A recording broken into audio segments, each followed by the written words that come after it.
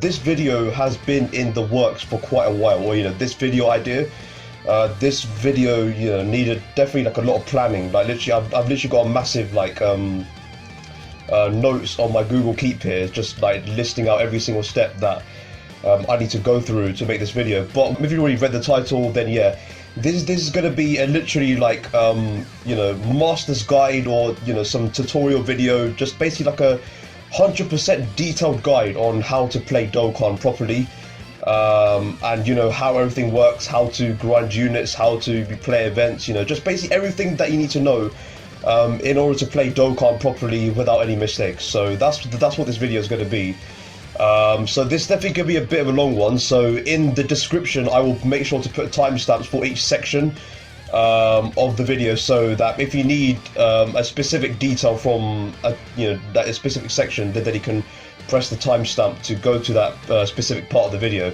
If you're a new player and you want to play this game, then yeah, this video is for you. Or like if you're in doubt of a certain feature in this game and you don't know how to use it, then I'll definitely cover those parts in the video as well. So basically, yeah, I'm literally going to be teaching you how to play Dokkan. So before we even get started on grinding units and stuff like that, let me teach you actually how to play the game. So the basics, the key spin mechanics, what are rotations. So I'm just gonna hop into a random event and we'll go from there pretty much. Okay, so we are jumping into the Videl event, and the first thing that you'll see here is like a little bit of a map thing, and you'll get 3 numbers below and you just have to pick them and move around the map. So if I pick 4 here, then it'll advance me to 4 spaces. It's basically like a board game in this initial part of the screen. Whenever you enter any sort of event, story mode, whatever, you'll always have this. So obviously the basics to this. So question mark is obviously a random thing, so it could either give you training items, it could give you support items, it could give you key for a unit on your team, or you could get attacked. So that's one thing that you need to realize. So I'm just going to go ahead and just go right, so we'll avoid those red ones there. Whoops, I landed on one. But yeah, the red things mean that you get attacked and you lose health, but to be honest, it really doesn't matter, because this event is really easy for the team I have anyway. So once you get to the end, or the bit before the end, then you'll get to boss battle, and this is what you need to complete. So as you can see here, so this is my Universe Survival Saga team I'm taken into, and as you can see, Videl is AGL. So if you're a Legends player, then the typing is exactly the same. So blue has advantage over red has advantage over yellow. It's basically the same, but the names of the types are different. So AGL is blue, physical is yellow, blah blah blah. I mean, it doesn't really make a big difference. So you can call them by their colors, or by the actual typing. So okay, so rotations. This is one rotation. So the 3 players at the bottom there, I can move everyone about freely, like so. And attacks will go diagonally. So I'll try and do my best in editing to show this, but basically, yeah, the first slot. So if there's an attack before the first slot, it will actually show there. So it'll go in like a zigzag thing. If there's an attack in the first slot, then that will go first. So we'll get attacked, and then the Goku and Frieza will go next. And then if there's an attack in the second slot, right here, like in between Goku and Frieza and Jiren, then they'll go. So it sort of follows like a zigzag motion. So that's how the attacks will go. So bear that in mind. So we can't change how the enemy attacks. So that's where we have to move everyone about to sort of get everyone in the right position. So that's how we need to see mess about with rotation. So yeah, freely mess about with it. Put everyone in slot 1, slot 2, blah blah blah, and just let's see for yourself. So obviously key, this like these bubble things, this is pretty much a bubble game where you just connect bubbles and they break down, but this is pretty much key. So for example, if I hold on the purple ones here, then this will give me 3 key, and the key on Goku and Frieza will increase by 3. But if we get the same type orb of the unit, so this Dokkan Frieza is green, So if I get green key spears, then there we go, there's 3 there. But as you can see, I'm getting more key because if you get same type key orbs, then you get ×2 key. So if I get 3 green ones here, then I'm actually getting 6 key in total. And there we go, I actually get more key there. So I can just do this. And also bear in mind that if you saw a health bar there, our health bar actually went up. So if you actually get same type key, then you also heal depending on how many key orbs you get. So the more same type key orbs you get, the more you heal, and the more key you get. So that's one thing that you need to bear in mind when getting key with the units. So yeah, with Jiren, I can't get same type key orbs because I simply can't. So he can only get 5 key here. So he'll only just ascend by 5 key. And then Master Roshi and Tien, these guys are actually at max key because of certain things in their passive skill, links. I'll talk about links and stuff like that later on. So with these guys, it really doesn't matter. So this is where you can sort of strategize. Do I give them loads of key to sort of clear out the board, because I can do this simply, and if there's another green unit coming in next turn, then I can save those green orbs coming down.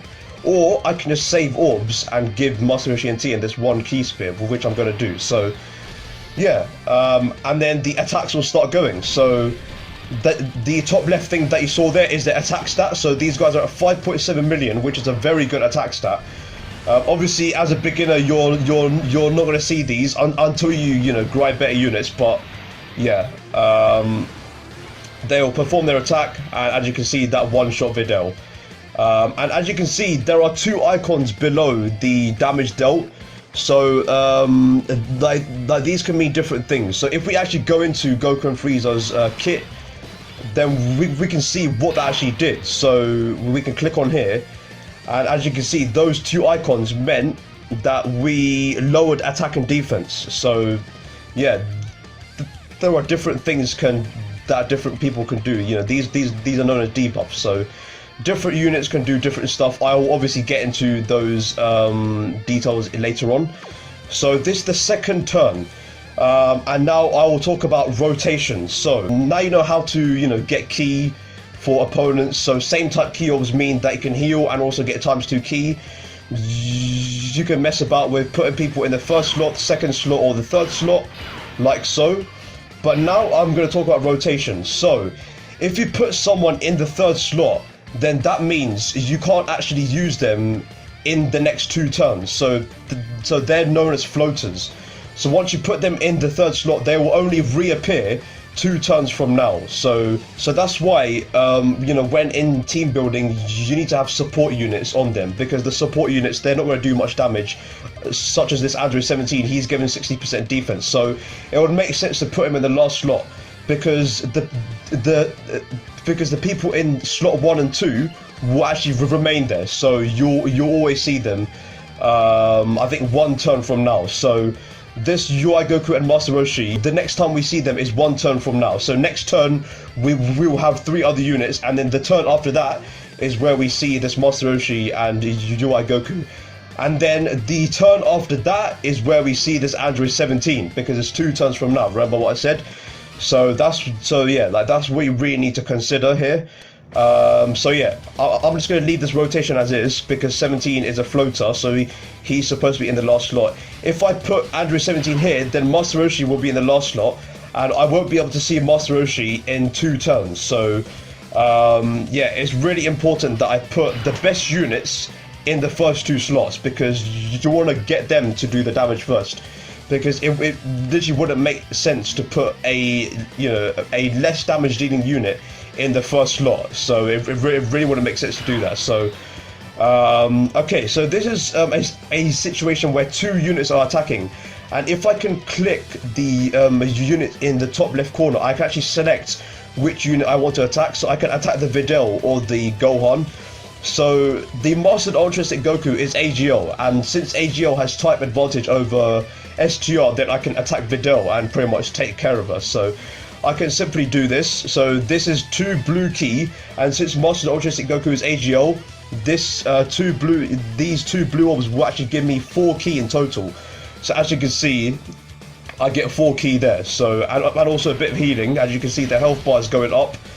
And then I could do the same thing with Master Roshi. This time I'll attack AGL Gohan, and then we'll give him same type ki spears here. So this is where Rainbow ki spears come in. Actually, I haven't talked about Rainbow ki spears. So Rainbow's ki spears basically allow you to connect any orb with anything else. So this like this green ki spear here, I can connect that with the rainbow and then connect those 3 green spears ahead, so that will allow me to get more ki.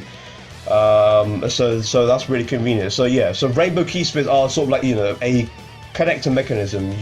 You can connect more ki with it. That's how it works pretty much. But rainbow ki spears don't actually count towards type ki. So for example, if I do this, that rainbow ki spear doesn't actually count as a physical rainbow and doesn't give me ×2. So here, even though I'm getting 2 physical orbs, so that's 4 in total, I'm not getting 6, I'm getting 5 because the rainbow ki spear doesn't count. Rainbow ki spears are only 1 ki. So here I'm actually getting 5 ki. So we'll do this with Master Roshi. And then with 17, we may as well give him the same type ki orbs as well. So we are pretty much we're pretty much back up to full health there. So yeah. So as you can see, Vidal's super attacking, but okay. So Master Roshi is supposed to dodge, but yeah, there are different characters that can dodge, can debuff us, and do all that stuff. So yeah. So this will take out Videl. And also, yeah, people can crit. So yeah, there's so this brings me on to types of attacks. So obviously there's normal attacks and then there's crit attacks. And then yeah, like crit, it's pretty much self-explanatory. It just does more damage than a normal attack. So that's what it means. So yeah, we've pretty much done that, and then we may as well do one more turn. So just like last time, this UI Goku is a support type unit, because as you can see there, he gives attack and defense 30%. So we may as well put him in the last slot. And then like usual, this is where we can experience type disadvantage. So I don't know if you noticed, when the like damage number comes up, you normally see an arrow next to it. So if the arrow is facing upwards, then that means you're at type advantage. If the arrow is facing, I think right, so when it's facing right, then that means you're at type neutral. If it's facing down, then you're at type disadvantage. So we'll be able to see that here. So we'll do an attack with Jiren, like so. And then we'll also do an attack with Goku and Frieza. We'll get same type orbs. And then with UI Goku, it doesn't really matter. And also the enemy, yeah, so okay, here they're super attacking on. So when you see their damage, it will come up with arrow up, because they yeah, there we go. They have type advantage over us, I'm afraid, but this is LR Jiren, he's too strong, so yeah. And also there's certain units that yeah, okay, so there we go. You saw the arrow going down, so that means we're at type disadvantage. But also there are certain units that can like their super attack is effective against all types, and what that means is that regardless of type, they it really doesn't matter. So once again, that one was at type disadvantage again. But yeah, if you read people's passive skill, then you might be able to come across units that are effective against all types. So that's sort of like type neutral. And once again, the arrow is down, but it still did a lot of damage. And here's so that this physical UI is at type advantage. So here you'll see the arrow. There we go. It's facing upwards. And yeah, there we go. I think we've got one more phase. Yeah, we may as well do it. Yeah. Okay. So it's been 2 turns. So the next turn. So yeah. Bear in mind, so it's technically 3 turns, but what I meant by 2 turns is that you play 2 turns, and then the turn after that is when the Android 17 will come in. So that's so that's how floaters work. So who knows if we may be able to see that. I might purposely avoid attacking heavily with the UI Goku. So we'll give them 1 ki spear. So hopefully we can make it to the next turn, and then that's where you'll see Adrian 17. But if we don't, it's fine. So so there we go. There was the dodging mechanism I was talking about. So certain units can dodge, so that can prove useful if you're ever in a bit of a pickle situation.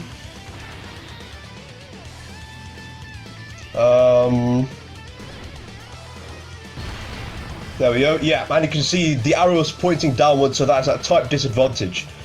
So that's why you see it didn't really do that much. So here with the UI Goku, yeah, he crits. So yeah, this is an example of a unit that is effective against all types. You saw that there was no arrow showing, so that means it was effective against all types. So I mean, this guy's at type advantage anyway. So well, like, we didn't get to see the next turn because Master Logistics is too good, but yeah. So that's pretty much how you pretty much play Dokkan. Like the main. This is the main part of the game, isn't it? Pressing the key and getting super attacks and stuff like that, and also rotations. Bear in mind that that whoever is in the third slot, you won't be able to see them for 2 turns, and whoever's in the first or second slot, you'll only see them 1 turn from when they attack. So bear that in mind. So that's that's just the basics to Dokkan, pretty much. Okay, the next thing I want to talk about is pretty much the units in the game. There are probably hundreds of units they can summon for, grind for. There's so many units I've got here as well. But I just need to get you lot used to the kits of a unit. So the kit of a unit helps you understand what that unit actually does, because most people just think, oh, this is an LR, so it must be good. There's certain situations where LRs don't actually perform that well. So it's very important that you know the kit of a unit. So, for example, let's just get into the kit of, I don't know, this Master Roshi here, this LR Master Roshi here. So, as you can see, there's quite a lot to take in. There's the stats. There's a leader skill. There's a super attack level. There's the super attack thing. There's all of this stuff, passive skill, hidden potential. There's so much stuff here to take in.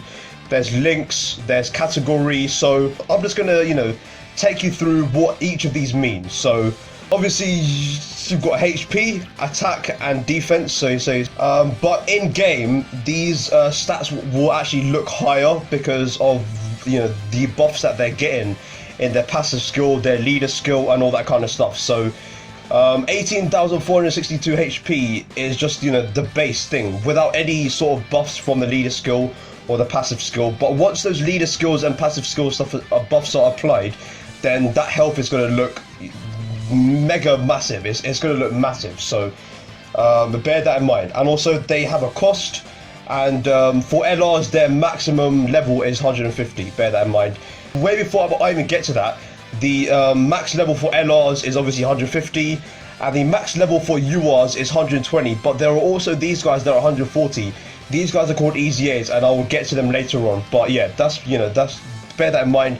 It's LRs is 150, EZA units is 140, and normal URs are 120, or people will call them TURs, because they are the transformed version after their Dokkan Awakening.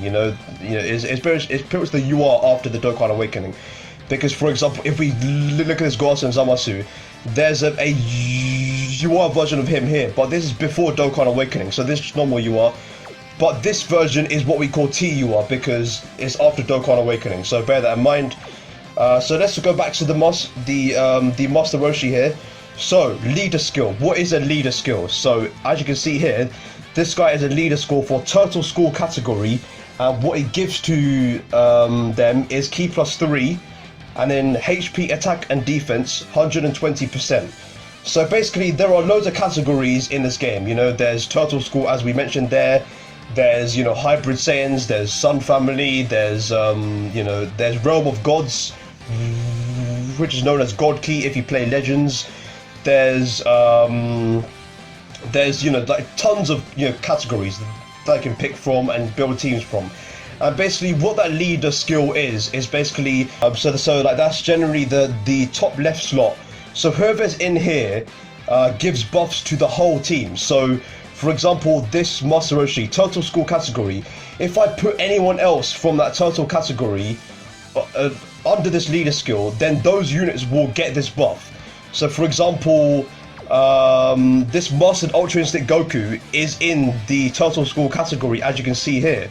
If I put Master Roshi as the leader skill, and then put this Master of Ultra Instinct Goku under that leader skill, then this Master Ultra Instinct Goku will get the buffs of this leader skill. So he will get Ki +3, and then HP, attack and defense 120%. So he's going to be, so like when that Master Ultra Instinct Goku does a super attack, he will get 120% to his attack.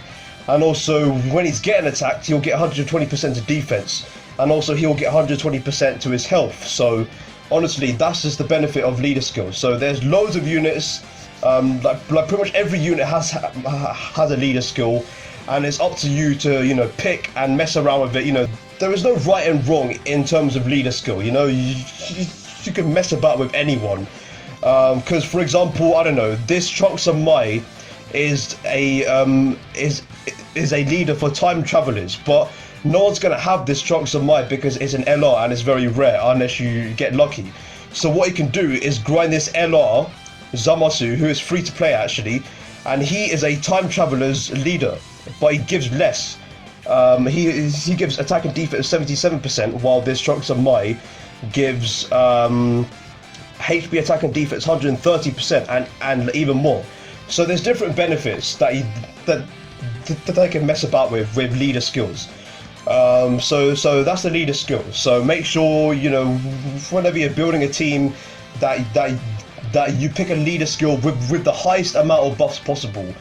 So for example, for like pure Saiyans, what most people go for is this guy. This guy gives pure Saiyans 170% HP and defense 170%, but he gives attack 130%.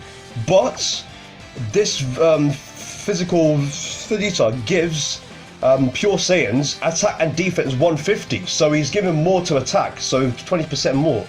So it's sort of a trade-off. Would you rather run this Vegeta as a pure Saiyan leader, or this Vegeta as a pure Saiyan leader? So it's a bit of a pick and mix, just a bit of messing around with. So it's all experimental, you know. There is no correct team, you know. Unlike Legends, where there's certain units that are more distinctable from others. You know, there's a clear difference. But with this, it's sort of, you know, it literally takes a lot to mess around with, and it's also up to your preference, depending on events and stuff like that. You know, which unit would you rather run more? You know, run less. So it's all sort of comes down to that, you know, sort of pick and mix decision making. So yeah, that's the leader skill. So back to the Master Roshi then. Super attack level. For LRs, the max super attack level is 20, but since this guy's EZA, the EZA units get 5 extra super attack. And basically, what a super attack level is basically just it's basically just a way to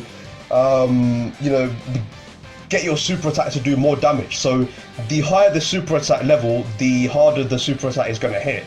And the way you level this up is there's different ways. So the most common method is to use Kais. So for example, this Kai gives a guaranteed super attack level to physical units. So for example, if I get a random physical unit up here that I want to level up, so this physical Trunks, if I go to training partners and add, you can see that that physical Kai is saying 100%. So basically that means is that the super attack will level up by 1. It is guaranteed to level up by 1. And also there's, you know, certain other units that have a 50% chance. There's, you know, different other chances.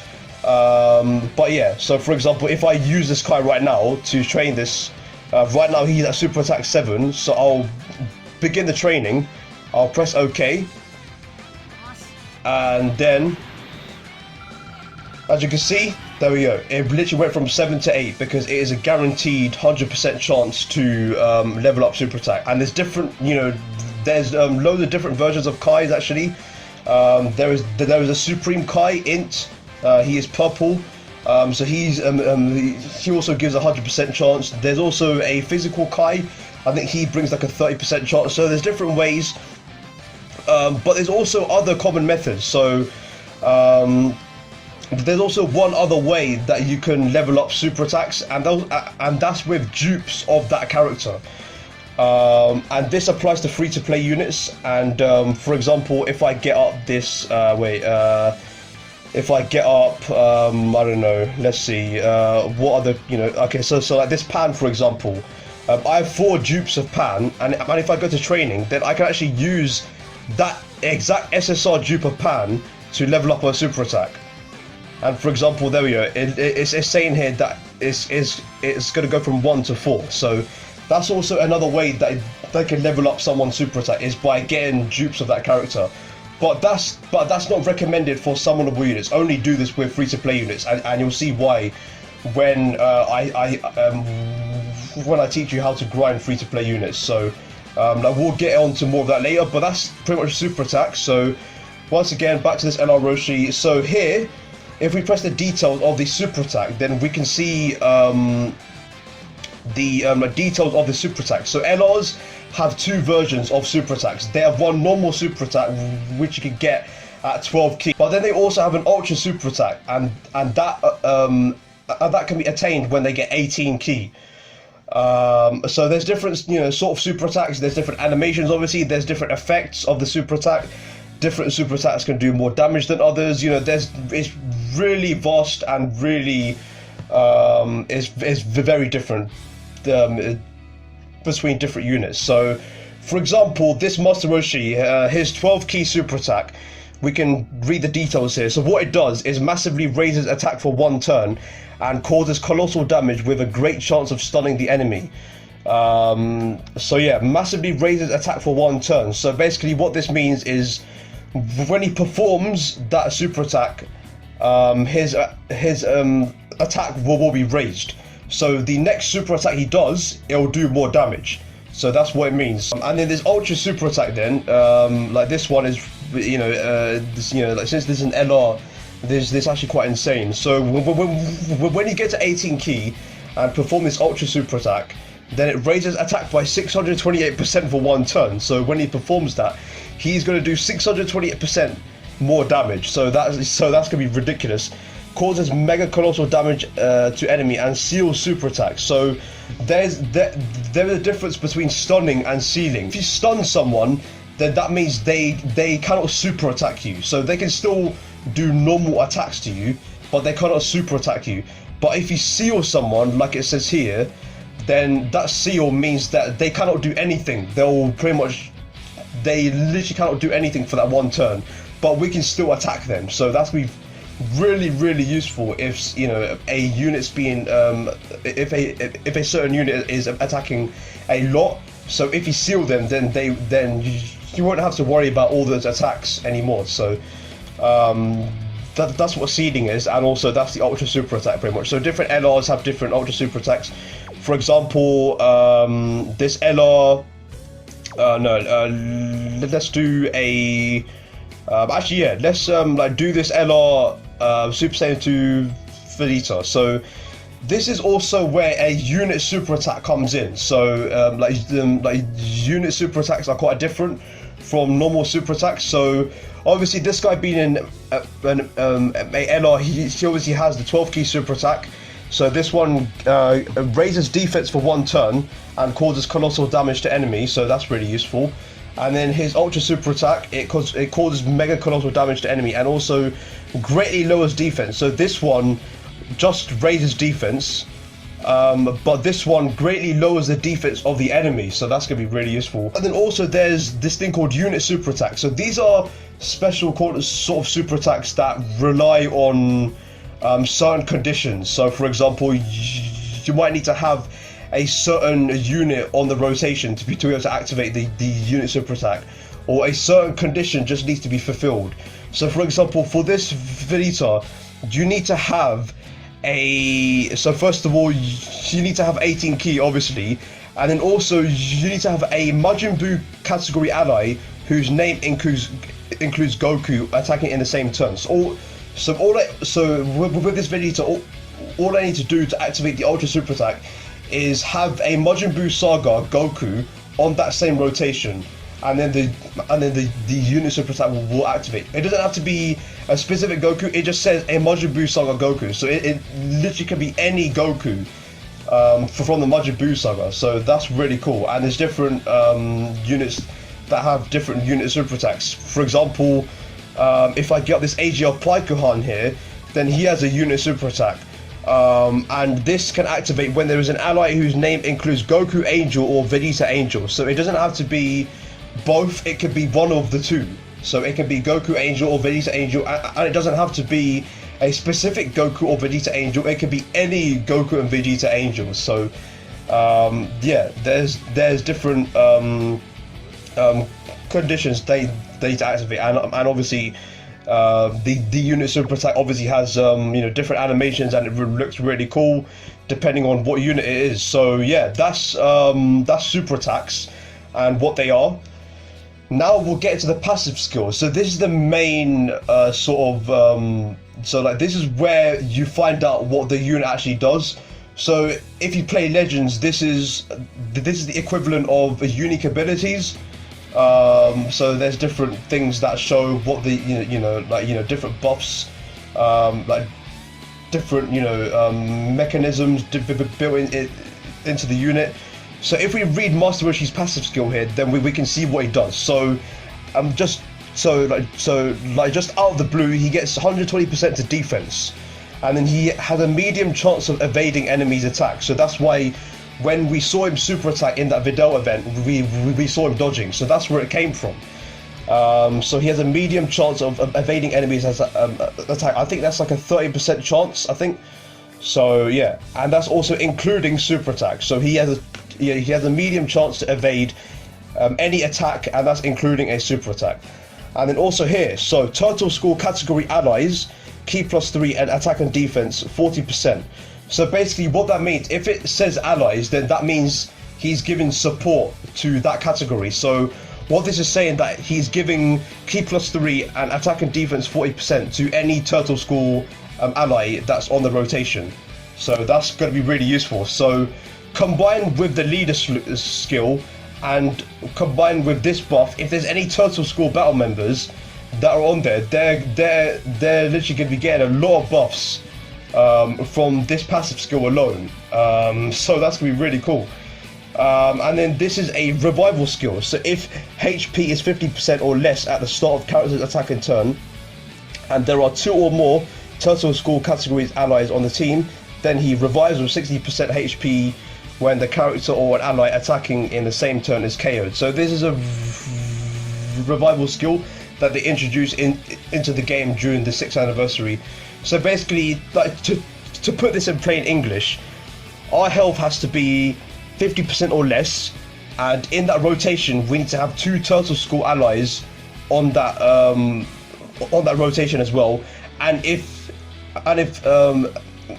any 3 of those units get KO'd, then we revive. It didn't specify that Master Roshi has to be the one getting killed. So that's yeah, like, that's one really cool thing. And different units have different passive skills. So for example, let's take a look at this Int LR Vegeta. So let's look at his passive skill then. So what this guy gets is attack +1500 and defense +2000 plus an additional attack 1500, and launches 2 additional attacks for 4 turns after receiving attack. So he's getting a 30,000 attack and 20,000 defense. If he gets hit once, so it says after receiving attack, he launches 2 additional attacks. So that's really cool. So he's going to be doing more damage, pretty much, because he's launching 2 additional attacks. And so like that's like another passive skill they can look at. Let's take a look at another unit's passive skill. Let's look at this SDR Gogeta. His passive skill. His passive skill is very small. Attack 7,000. Attacks effective against all types. So this is a very good example. So no matter what type, no matter if he's at type advantage, type neutral, or type disadvantage, he's going to be doing the same damage. So so if you see attacks effective against all types, then that's pretty much, yeah, he's going to be doing damage to you know, anyone, no matter what type they are. So that's really cool. So that's what passive skills are.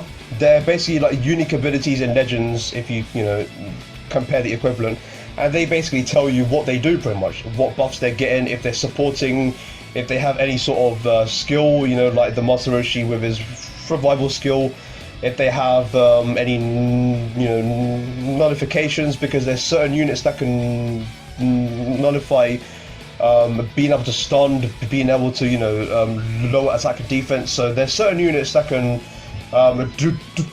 do all that sort of cool stuff, and it's pretty much, once again, there is no right or wrong in terms of, you know, what unit you're picking in terms of its leader skill, passive skill, etc. It's just all sort of, you know, trial and error, just messing about with it, see what works, see what doesn't work. So that's what it is. The hidden potential. So, okay, this is, yeah. So like, like this is the big thing. So the hidden potential is pretty much like soul boosting in Legends, and this guy's at 100%. And if you get a unit to 100%, then that means they're at rainbow, because their star goes rainbow, as you can see there. If they're not rainbow, then they'll just have a normal gold star. And this hidden potential system is just basically a way to sort of like boost your characters even further. So that's pretty much what we're going to be looking at next, because that's a whole different section pretty much. So we'll get into the hidden potential system next. Alright guys, so this is the hidden potential system. So in the initial explanation, I did explain that, you know, this is basically like a system, you know, that's very similar to soul boosting if you were in Legends. So like pretty much it's just a way to, you know, further boost your characters with more stats basically, and some additional features. So as you can see in the top, there are 7 sort of features that you can unlock in the hidden potential system. If you unlock the star routes, so I'll tell you how to unlock these star routes, but basically if you click on that star, then you can unlock one of these potential skills. The red routes, or, you know, like the red thingies, like these ones here, the red ones are for attack, the blue ones are for defense, and then the green ones are for HP. Those are unlocked naturally. And then when you click on the star routes, you can unlock one of these 7 things here. So the first one is combo attack, like I said. So basically, like the more combo attacks, these are usually known as additional. So like the more additional you unlock, basically this increases the chance that this unit can perform additional attacks, and those may go to trigger a super attack the more you unlock them basically. Yeah, so right there, as you can see, the higher the skill level, the higher chance of launching an extra attack. So with units that don't have additionals built into their passive, you might want to unlock more of these. So that's what combo attack is basically. And then the next one is critical hit. So once again, in their passive skill, if you don't see any crit chance, then you might want to unlock this. The more crit you unlock in this hidden potential system, the higher the chance this unit is able to crit, pretty much. So that's it. And then the next one is evasion. So this one is quite self-explanatory. The more evasion you unlock, the higher chance the unit can dodge an attack. So that's literally it.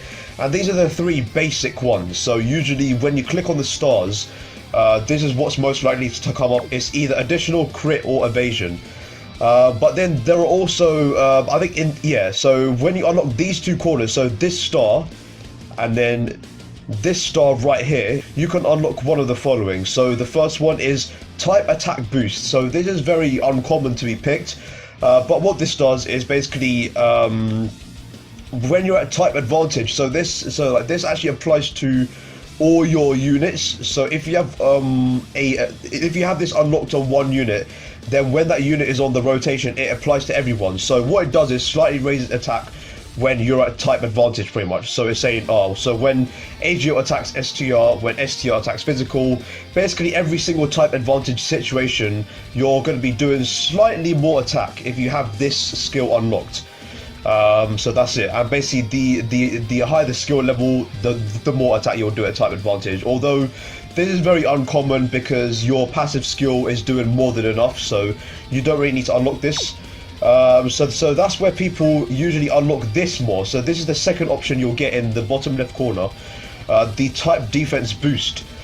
So this just gives you more defense pretty much. So exactly the same principle. So when you're at type advantage, so when you're being attacked by an STR unit when you're AGL, when STR is attacked by physical, when physical is attacked by int, it's pretty much when you're at type advantage, you're gonna tank more pretty much. That's it. And then once again, the higher the skill level, the more you'll be able to tank. So I definitely pick this over the type attack boost. Super attack boost, I would recommend picking this in the top right corner. So yeah, all this does is slightly raises the super attack's power. That's it. There's no percentage as to how much it'll raise it. It just slightly raises the super attack power. I'll definitely recommend picking this. And the last one, this is probably what I would absolutely recommend to pick over anything else so far. Recovery boost. This is very important. So this is the skill that allows you to get healing when you pick same type orbs, because if you remember when I showed you how the key spear mechanics work, I showed you that if you pick the same type orbs, you get ×2 the key, and also you get healing. So this is the skill that allows you to do that. So make sure you unlock this. So yeah, basically what this does is it slightly raises the amount of HP recovered when obtaining a key spear that matches the character's type. So that's where it comes from. It makes so much sense now. So if you pick same type orbs, then you'll be able to get a bit of healing, and obviously the higher the skill is, the more healing you'll get. In additional to how many orbs you get. So this skill basically depends on how many orbs you get and also how high the level of the skill is. So yeah, definitely unlock this when you can. So yeah, that's the hidden potential system. Like the way you unlock these routes is basically you need orbs here, and you get these orbs from the growth section in the event, which I will go through later. But these are the orbs. It's pretty much like Legends. Like you just unlock the orbs for different colors. So we got the ones for AGL here. We got the ones for tech. We got the ones for int. We got the ones for STR. And we got the ones for physical. So you just keep grinding these as you go along, and you'll keep accumulating more. And you'll be able to just rainbow someone in one go pretty much. So and then there's also potential orbs for special characters. If you compare this to Legends, it's like the Legends Road characters or the special characters free to play, where you get to grind like specific souls for them. So here it's pretty much the same thing. Here you get specific orbs for specific characters. Maybe they're free to play, or maybe it really depends from character to character. So we have loads of types of hidden potential orbs here, and you can unlock them to unlock these routes pretty much. Or without these orbs, you can't unlock these routes pretty much. This is the part of the video where I'll start teaching you how to rainbow a free to play unit, or how to unlock the 4 locked routes, because as you can see here, I can't unlock these routes because I need dupes of a character. So I'll teach you how to do that. But one last thing I need to mention is skill orbs. So skill orbs is once again it's like a little boost that takes the character further. So these are orbs that can be accumulated in the event section, I think growth section once again. So keep doing those. I will get to that later on, don't worry about it. But these are pretty much orbs that can just give a little boost pretty much. So right now the one I've got on this Goten gives level 4 attack, and basically that adds on to the attack stat. So as you can see, what this gives is attack 400. So as you can see, this Goten has attack to 2,450. So there's also other different skill orbs. There's one for HP, and they also vary in rank. So there's one for silver and there's one for gold. So there's different rarities and they all give different things. So yeah, I'm pretty much going to teach you lot how to rainbow a unit. It doesn't matter if it's free to play or if it's a summonable unit. I'm going to teach you lot how to properly unlock the routes, which order to do them in, because there is a specific order. And let's pretty much get into that. Okay, guys. So as you can see, this is a free-to-play event. Just as an example. So I'll be grinding this Supreme Kai to Rainbow. So this is a free-to-play unit. So before we even do anything, obviously make sure you complete all of the stages of this event on normal and Z hard first. And then obviously grind the medals and stuff like that. But make sure, first of all, you need to grind 10 dupes of the unit. So obviously there are boost units for this. So stage 4 is where we can grind this unit. And make sure you have boost units so you can get more dupes. But basically all you need to do is grind 10 dupes of the unit first. You'll see why 10 dupes, because it sounds so ridiculous. So as you can see, they've got a blue border around them. As you can see, Realm of Gods, I need to use Realm of Gods 225%. So that's basically the rate, the rate that can be increased into which items can be dropped. All you need to do is keep doing this event, on repeat until you get 10 dupes of the Supreme Kai. Alright, so as you can see, I've actually grinded more than 10 dupes of that character because I already got started on this unit. So as you can see, this guy's super attack level is already 4. And remember when I told you that you can train a unit with dupes of that unit to level up its super attack? So what I can simply do is go to training. We'll set that to normal because I don't want to waste training locations. And I can just simply select these units and level up the super attack. So I can get this guy's super attack to level 10, and you can see how easy it is. Literally all you have to do is grind 10 dupes of that unit and super attack level 10 easy. There we go. And you'll see why I have to get that unit to super attack level 10 is because in the hidden potential system, I need to get that unit to super attack level 10 so I can unlock a certain part of the hidden potential system. So you'll see here. So for example, I'll just get up this Goten, for example, that I showed previously. If I go into hidden potential system, I've already unlocked this route here, and as you can see, if I try to unlock one of these routes, it's saying I need the super attack to be level 10. Currently this Goten's one is level 8, so I can't unlock that portion of the hidden potential system. And once again, I need to show you guys this as well. Here, okay. So I'll try my best to do this in editing, but in order to unlock this portion of the hidden potential system, I need this Goten to be super attack level 6. So yeah, there's certain reasons to why it is always beneficial to get that unit to super attack level 10 before even doing anything. And with free-to-play units, that's really useful because you can infinitely grind dupes of that character to level up its super attack. So that's why with free-to-play units, it's always really easy to get their super attack to level 10 because all you have to do is just grind them, just repeatedly do that stage and then train that unit with dupes of that unit to get it to super attack level 10. It's that easy. So back to the Supreme Kai. Let's go back here. There we go. So this Supreme Kai is now level 10. So what I can do is start awakening him now. So we'll get him to UR so we can unlock the hidden potential. So bear in mind that the hidden potential can only unlock when you reach the UR status of the character. So let's keep awakening him. So let's this time go into Supreme Kai's planet. Let's get this guy to level 100. We're nearly there, but level 98. There we go. and then we'll awaken this guy to the T. I did grind the medals in advance so that, you know, I don't have to waste time grinding medals in between recording and stuff like that. So let's get them to his TUR format and pretty much max him out to level 120.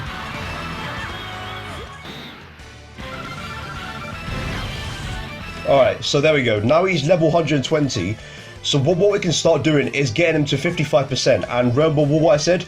55% is basically the minimum the minimum, or no, 55% is basically the highest a unit can reach in the hidden potential system without any dupes. So let's pretty much get him to 55%. I've pretty much got enough tech orbs to do that. So let's start by unlocking this route pretty much. So there we go. Let's unlock this bottom route as well. So let's do this, and then let's unlock this one here, pretty much. There we go. And then since we got their super, and yeah, like since we got this guy super attack to 10, we can actually comfortably unlock this portion of the routes, and this will get him to 55%. There we go. There we go. All right. So now we have got him to 55%. Oh wait, 54%. I'm literally missing out one. There we go. There we go. So now he's at 55%. So this is pretty much the minimum this guy can do without any dupes. So what we need to do to unlock the locked routes is that we need 4 dupes of that character, because obviously there's 4 corners that we have to unlock. So as you can see, that I can, I've already grinded 4 dupes in advance. So what we need to do in order to save time is that we can actually use the reverse system.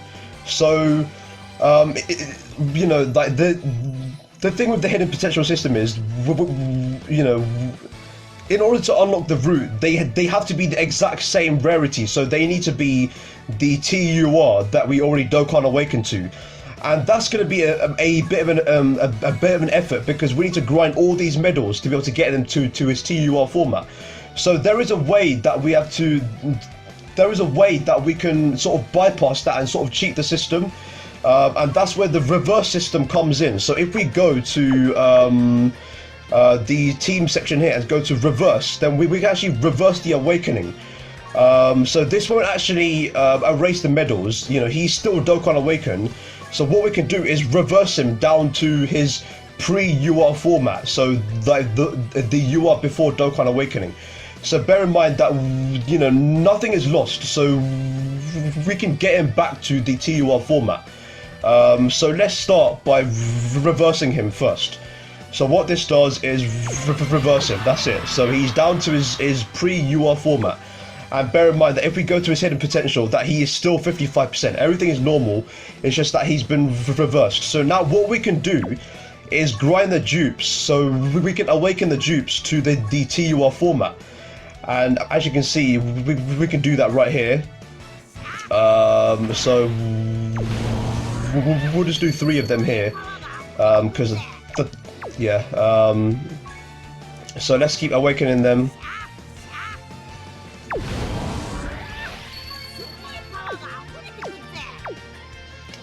Okay, so I've managed to awaken all the 4 dupes of the Supreme Kai to its pre-UR format. So I don't have to actually Dokkan awaken them to the TUR format to be able to apply them as a dupe. So what I can simply do now is go to that Supreme Kai, go to hidden potential, and simply unlock all 4 routes like that, pretty much. So I can unlock this one. There we go. Unlock the next one. There we go. And since I unlocked all, since I unlocked 2 routes, the gold slot is now unlocked. So now I can do that, and then I can unlock these ones as well. Nearly there, and then I can unlock this one as well. And nothing is affected, because if I actually reverse the awakening, those dupes will still be activated. So it's, yeah, this is what I meant when you can sort of cheat the system. Like, it's not really cheating, but it is allowed. And that's the benefit of the reverse system. It was designed to do that. So you can literally put on dupes of a character without actually having to grind the medals to be able to Dokkan awaken them. So you could do everything in the pre-UR format, and all you have to do is Z awakening. So it's really easy, seriously. So now what I can do is simply unlock the route. So yeah, this is where I get to show you guys how you can sort of pick. Should I give him additional? Should I give him crit or evasion? So, if we take a look at the Supreme Kai after Dokkan Awakening, we can see that okay, he's a Realm of Gods leader. What does he do? He causes supreme damage to enemy and raises superclass allies attack by 30% for one turn. So you would want to put a lot of additional on this guy, because then you can sort of, keep, if he super attacks twice, then that's a double raise, so that's really useful. And if we look at his passive skill, then he gives ki +1 and attack and defense 20% per Realm of Gods category ally. So he doesn't really need crit. He doesn't need a crap ton of additional. So what we can do is give this guy additional and evasion. So this guy's only there to sort of super attack 2 or 3 times and then be a very defensive, because he's a support type unit, as you can see there. So what we'll do in the hidden potential system then is give him additional and evasion. So we will not give him crit because he doesn't need it. So what we can start doing is give him this, and bear in mind that since his super attack is level 10, we can actually unlock these routes. So here we go. So one of the stars is the hidden potential skill. So I can give him either additional or evasion here. So we'll start by giving him additional, because why not? And then here's the second star. So here we'll give him evasion. Why not? We'll sort of even it out. We'll unlock this. We'll unlock this. We'll give him. So here we can give him crit or additional, or no, or evasion. So what I'm going to do here is give him evasion, because he's not meant to be critting. Here I'll give him additional. There we go. And then this part is done. So this one takes him to 69%. Okay. So this is where I can talk about summonable units. So when it comes to summonable units, you might be questioning, which corner do I invest the dupe in? And that's where here's my recommendation. Always invest the first dupe into the bottom right corner, because this is where most of the hidden potential stars are, and this gives most of the attack and defense, and then you can do the others later. So I want you guys to like, this doesn't apply to free-to-play units, because you're guaranteed to grind the 4 dupes for them. But for summonable units, I want you to follow this format: bottom right, top left, top right, and bottom left. Yeah? So I'll say that one more time: bottom right, top left, top right, and bottom left. So hopefully you understand that.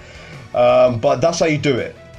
So first you do the bottom right, because that's where most of the attack is, or most of the hidden potential is, and then top left, because as you can see there's 3 there, and then top right, because that gives you the super attack boost and stuff like that, and then the bottom left, which is the least in terms of hidden potential. So that's how you're supposed to do it. So let's continue on. Let's do the top left. So we'll unlock this. And then here we can give him additional or crit, so we'll give him additional here. We'll unlock these. So what can we give him here? Crit or evasion, so we'll give him evasion. And then here, what should we give him? We can give him additional or evasion. I mean, we'll give him more evasion, because I want him to be defensive as well. And then we'll do the top right. So like, even with free-to-play units, I still follow this format because it's good practice. So let's do this, let's do this, let's do this, and then the last one here. So yeah, this is the top right. So the top right, you get a choice of type attack or super attack boost. So I'm just gonna do type attack boost, because this guy doesn't need to be overpowered in terms of super attack. His super attack effect is what's really useful. So I'm going to give him type attack boost, because when he's on rotation, we do more damage when we're at type advantage, and that applies to the whole rotation, not just this one unit. So I'm going to give him type attack boost. And then the last one, bottom left, we'll do this, we'll do this, we'll do this, and then the last one, what can we get? Type defense or recovery boost. So I'm going to give him the recovery boost, because I feel like the healing is going to be way more convenient. And as you can see, it's 99%, so we're missing out on one route. Let me find it. It's so annoying when that happens, when you just miss out one route. I can't find it. Let's see. Oh yeah, it's right here. It was part of the 55% thing. Okay. So there we go, 100%, and when I click activate, you can see that the star will go rainbow, as you can see there. There we go, his star is now rainbow, and I've 100%, he is now rainbowed, he's all done. So now all the last step, so yeah, now all I have to do is reverse the Dokkan Awakening, and he's done. So that's it, literally all the dupes have applied, and I've literally cheated the system by, you know, applying the dupes in his pre-UR form, and then I can reverse him back to his TUR format. And as you can see, his stats are definitely looking much better. There we go, 11,226. And when we look at him, there we go. Yeah, super attack level 10. Everything is done. So as you can see, his hidden potential system, nothing has changed. So that's one benefit of the hidden potential system. So now I can just start applying skill orbs if I wanted to. So let's just give him, I don't know, let's give him this level 3 defense for bronze. There we go, like so. Let's see if I've got any silver orbs for him. No, I don't have any silver orbs. I don't have any gold orbs either for this guy. So yeah, there we go. That's literally how you rainbow a free-to-play unit. And also I've taught you how to apply dupes for summonable units in the order. So remember what I said? So for summonable units, if you get a dupe, always start by applying it onto the bottom right. If you get another dupe, apply it to the top left. Then you do it to the top right. And then the last dupe, you do it to the bottom left. And for summonable units, you have to get their super attack to level 10, but via Kais, because, you know, obviously, don't you dare use that dupe for summonable units to level up their super attack. Always use Kais to level up summonable units and their super attacks, but for free-to-play units, never use Kais, because obviously you can grind the dupes to literally level up their super attack level. So yeah, that's a big rule in Dokkan. Never use Kais to level up free-to-play units, and never use the you know, like, dupe of the unit to level up a super attack level on a summonable unit. Always use it as a dupe for the hidden potential system, pretty much. So yeah, that's pretty much, yeah, that's how you do it. So one last time, I'll go over it. So step 1, you grind 10 dupes of the base unit, and, you know, train it to get to super attack level 10 using the 9 dupes. And then you grind the medals for Dokkan Awakening, obviously. And then you grind 4 more dupes, and then you Dokkan Awaken them. Don't Dokkan Awaken them. So only Z Awaken them to their pre-UR format. So before they Dokkan Awaken them. And then you use the reverse system, and then you apply the dupes, and then once you've unlocked every single route, you reverse the unit back, and boom, you've rainbowed the unit. There are alternative methods. Obviously, you can go the long-winded method and grind the medals every single time and then apply the dupes, but that's more long-winded, and it's it's literally a waste of time and zenny. So obviously, I would recommend using the reverse system to rainbow any unit. So yeah, that's pretty much how you rainbow a unit, pretty much. That's it. And this also applies to free-to-play LRs. So yeah, it's literally the same thing. All we have to do, grind 10 dupes and get their super attacks to level 10, grind their medals and Dokkan them all the way to the LR. And then what's different about this is, what's different about LRs is because since their max super attack is level 10, for example, as you can see there, since the max level for LRs is level 20, you want to grind another additional dupe and get them to level 10. And remember what I said, where you can train a unit with a dupe of the character to level up their super attack. So you can literally get a dupe of the character, get them to super attack level 10, and train them with that dupe, and it will actually combine the super attack level. So what I'm planning to do here is, this Andrew is 17 and 18, this is an LR, so I'm going to plan to get this to level 10, get them all the way to the LR rarity, and then train, and then use that dupe in training with this LR, because right now, as you can see, this super attack level is 10. So if I train a unit with a dupe of the unit that's already super attack level 10, it will actually combine together and get them to super attack level 20. So that's really cool, because yeah, 10 plus 10 equals 20. So with LRs, you can do that as well. And then you can go ahead and reverse them to their like pre-UR format. So that's right here. And then you can apply the dupes, rainbow them, and then reverse them back. Easy. It literally saves time having to grind so many medals, and especially with free-to-play LRs. It's quite an effort to grind medals for the to like get them to LR. So it's always recommended to use the hidden potential system. But that's how the hidden potential system works. Okay, so now back to the Master Roshi. So the last thing I really have to talk about is links. So links are pretty much, you know, it's quite similar to the hidden potential system. It's like another boost pretty much that can, you know, further give more buffs to a unit when they're attacking. So for example, this Master Roshi, he has a few links here. So for example, what, you know, like different links have different buffs. So certain links may give more attack. You know, there's the links that can give defense. There's, you know, other links that can, you know, give healing. Different links can do different stuff, and you know, there's different links that can do a ton of stuff, and these links can be leveled. So the way you level these links is pretty much by like playing with that unit. So pretty much, yeah, like the more you play with that unit in events, in quest mode, whatever, like you'll see that you know, when you finish the unit, their links will be leveled, and it's not like a set chance. It's pretty much RNG. So there's no bar that tells you, you know, when this link can be leveled. So bear that in mind. So pretty much, you know, like the more you play with that unit, the more their links will be leveled pretty much. And as you can see, if I click on, you know, for example, Kamehameha here, I have this one at level 10, and as you can see, this one gives attack plus 10% when performing a super attack. And basically what links are is basically, you know, different units have different links.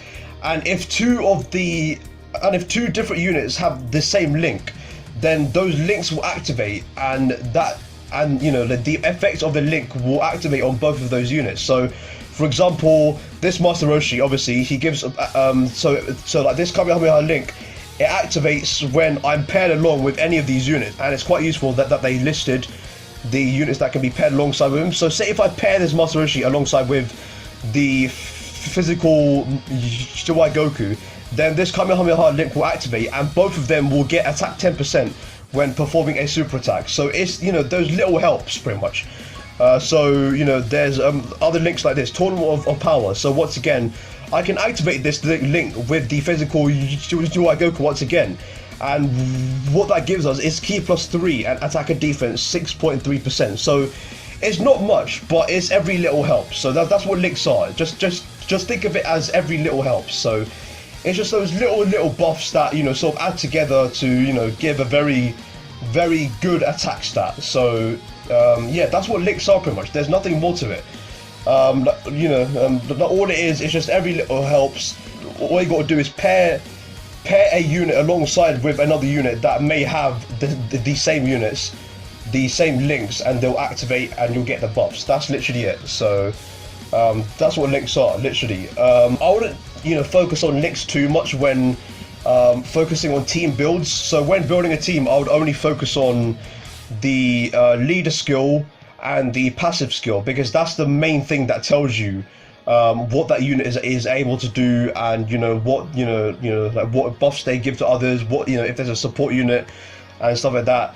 But links, or, you know, they also can be useful if you want to be specific. For example, there are certain Majin Buu units. So for example, this Buuhan, his, you know, I mean, he can be run on a Majin Buu Saga team, but as you can see, like a lot of the Majin Buu Saga units don't have these links because they're not on Majin.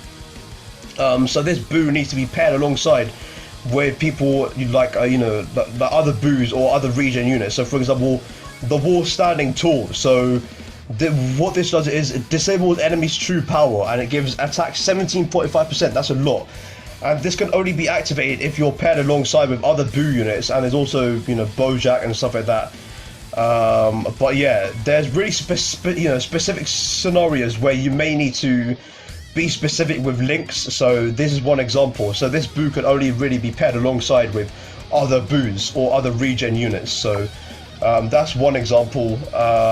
There's also examples where links can be very, very wide, and you can link them alongside with, like weird units. So for example, I could do legendary power, and I can pair this Mastered Ultra Stick alongside with LR Pan if I wanted to, and that link would activate. It sounds ridiculous, but if I pair him alongside with Pan and get this legendary power link, then I can get attack 14.5% when performing a super attack. So there's different scenarios. So yeah, that's what links are pretty much. And then last but not least, we've got a category. So like I said, there's different categories like Hybrid Saiyans, Pure Saiyans, and stuff like that. And it's up to you to decide which team you want to run pretty much. So for example, my team's here. I've got a Universe Survival Saga team here pretty much because Jiren's leader skill is actually a Universe Survival Saga. As you can see, it gives Ki +3 and attack and defense 150, and everyone underneath here is a Universe Survival Saga battle member, so they'll get that Ki +3 and 150% to attack and defense. Here I've got Final Trump card. Here I've got the Majin Buu Saga, and then here I've got Pure Saiyans. I've got Time Travelers. So there's different teams that they can run, and there's different things that they can pretty much do. It's pretty much up to you. So in this game, there's no meta really. There's no like dominant team because like this game is playing against a bot. There's no PvP mechanism, and like there's nothing of those sorts. It's pretty much RNG and playing with numbers. That's all this game is, and that's what makes it fun, to be honest. On events, there's specific events where you may have to run specific teams, so there's those limitations obviously. But that's pretty much that's pretty much the basics summed up. So let's go through like a little summary. So obviously we've got the leader skill. So this varies from category to category, and they give different buffs. Super attack level, the higher this is, the more attack, or like the more damage they'll be able to do with a super attack. This section shows you what super attack affects, and like what super attack they're doing. So for LRs, it's obviously they have a normal super attack and they have an ultra super attack. There's also specific units that have a unit super attack, and they like they need to be activated under a certain condition. So next up, we've got the passive skill. Like I said, these are like unique abilities. They tell you what a unit is able to do, if they're able to do support, things like that. Hidden potential, I showed you how to rainbow a unit. I showed you for summonable units which order to apply the dupes on. So bottom right, top left, top right, and bottom left. Make sure you keep practicing with that. And then also for LRs, it's a similar thing as well. Make sure you use the reverse system to apply the dupes on to free-to-play LRs, and also free-to-play units, and also summonable units as well, because it saves time to grind the medals. So yeah, make sure you use the reverse system to apply the dupes on, but make sure that first of all you have the main unit Dokkan Awaken to its max potential possible, because if you don't Dokkan Awaken them and apply the dupe on, then you can't Dokkan Awaken them even further, and that will be a major L, because you can't get the dupe back, and you can't like reverse it, because once the dupe is applied, that's it. So make sure you awaken them to the max they can be awakened to. So for example, this Master Roshi can be awakened to an LR. Make sure you awaken them to an LR first before applying any dupes on. So yeah, that's just a little warning there. One thing I haven't touched on is active skills. So active skills are on all LRs, I think. Yeah, they're on all LRs, but they can be on some TURs depending on what they are. But active skills are pretty much conditioned, active skills are pretty much a special feature that, like plays like a special animation, and it gives you buffs or it does damage. So for example, this Master Roshi, his active skill, bear in mind that these active skills have special conditions that need to be fulfilled in order to activate them. So for example, this Master Roshi, for his active skill to be activated, it can only be activated after the character receives 7 attacks and there is another Turtle School category ally. So for example, I need to receive 7 attacks and pair them alongside with a Goku, and then the active skill will activate. And there is an active skill effect, so obviously it causes damage to enemies. So there's certain active skills that do damage, like a Kamehameha or like a just some sort of attack, and then it'll give us buffs. So for example, this one, it massively raises our attack temporarily, and it gives us 7 ki for 1 turn. So that could be really useful. There's also other active skills such as this Jiren. So this guy's active skill, it literally gives attack and defense 30%, and it also debuffs the enemy by reducing their attack and defense by 30%, and it also stuns all enemies for 1 turn. So different active skills can do different things, and they have different conditions for you to activate them. And all you need to do to activate the active skill is actually pull up on the unit, like you'll see. But all you need to do is pull up on the unit like a bar, and then the active skill will activate, and then like you'll see like a little animation, which is probably cool.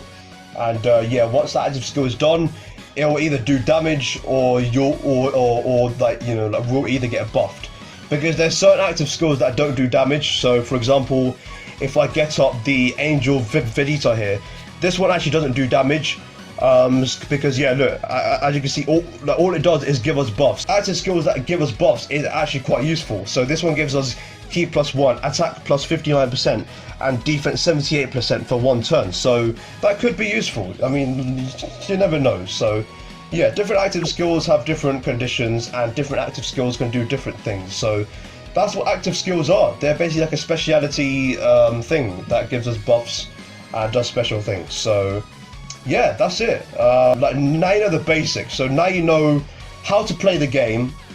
Now you know how to read the kit of a unit, how to how to understand the passive skill of a unit, what links are, what active skills are, what the fundamentals of Dokkan is. So now I'm going to take you through to how to actually play the game. How do you grow your account? Because as since you're a new player, you'll have no idea what to actually start doing, because there's so much content and stuff like that. So in the next section, I'm going to take you through how to actually play the game, how to grow your account, how to basically get better at the game. Pretty much that's. Okay then, so now you know the following about like the basics of the game, how to grind free-to-play units, how everything, how every function of the base features of the game work. Now it's time to teach you lot how to actually sort of grow your account, how to sort of advance your main team so that you're able to do harder units and get better rewards. Because there's there's certain events which require you to have really good units, and it's not going to be unlockable without you having to start grinding first. So the first thing I would obviously recommend you guys do is to summon for some units, because obviously as a beginner you're not going to have any decent units. So if you go to the summon screen, this changes every week or month. So I'm recording this on the 14th of August 2021, and right now we have a Videl banner going on right now, but these all change every now and then. So obviously you need to summon, because summoning is the main is like pretty much the only main way to actually get good units. So yeah, that's what I'd recommend you guys doing. Spend like 200-300 stones just to start getting some decent units. And I would always recommend summoning on Dokkan Festival banners. So right here it says Dokkan Festival. If you know, like people that have been playing for a long time usually call these Dokkan Fest banners, just as short, you know. These are usually, in my opinion, the, you know, best banner, or, you know, like the best value banner in which you can summon for. There are many different types of banners, so Dokkan Fest is obviously the best one. There are also legendary summon banners. I'll put them on the screen right now, but legendary summon banners is pretty much the second best banner I would recommend you to summon on, because those have LRs on it, and, you know, like, who knows, you might get an LR. Even though it's old or even though it's new, I would also recommend summoning on legendary summon banners when they're on. There's also, you know, like other banners, like, you know, like ticket ones, but right now the 6th anniversary is over, so we can't use these tickets anymore. There's also some, you know, other, you know, small banners that give you SSRs and stuff. So for example, this one, Defenders of Justice, it just gives you some units from the Defenders of Justice category. There's also this summon that I haven't done yet ever since I started the game, but these gives you Kais. 5 Elder Kais for 25 stones. So if you're starting out, I would also recommend doing like 1 or 2 summons on this banner, but I wouldn't recommend spending all of your stones, because I usually save these for like a rainy day, you know, just in case I have no ways to get Kais and I just want to spend a few stones to get these Kais. So I literally may as well. This is only 4 times only, and after that it's over. Like, literally, I've been playing this game for nearly a year and I still haven't spent my 100 stones on this banner. Obviously, do the friend summon. This is also a really good way to get free-to-play LRs. So every single person you see here, so the Great Saiyan Man duo, the Hercule and the Android 17 and 18, these are all free-to-play LRs, but they take a while to grind. So I wouldn't, you know, like, focus on grinding them first, but this is a good way to get some SSRs that are unfeatured or anything like that. So that's the first way I would recommend you lot to get a few units. So once you've got those units, obviously Dokkan Fest units, you need medals to, you know, be able to awaken them. So for example, this Videl, if we go to the Dokkan Awakening section, you need 77 medals from a certain Dokkan event to be able to, you know, awaken this Videl to the TUR format. And as a beginner, you're not going to have the team to be able to clear Dokkan events, because those are much more harder. Those are really hard events if you don't have a decent team. So the next thing I would recommend you guys do, so first of all, make sure you summon on a few banners, so Dokkan Fest banners or legendary summon banners. That's my absolute recommendation, depending on when you start the game and what banner's on right now. So yeah, one more time, I'll recommend you guys summon for Dokkan Fest banners or legendary summon banners to get just a few new units that are really good. So next thing I'll recommend you guys do is, if we go to events, there we go, the story section. So this is the first section in the events section, and these are filled with free-to-play events. So there's so many events here where you can grind free-to-play units. So, you know, there's loads of stuff here. And yeah, remember when I taught you how to grind free-to-play units? You can literally go to the info panel here and you can see what you're able to grind. So for example, if we go to this first event here, so Videl's Flying Technique Tutorial, we can get a copy of the Videl and Gohan on stage 1.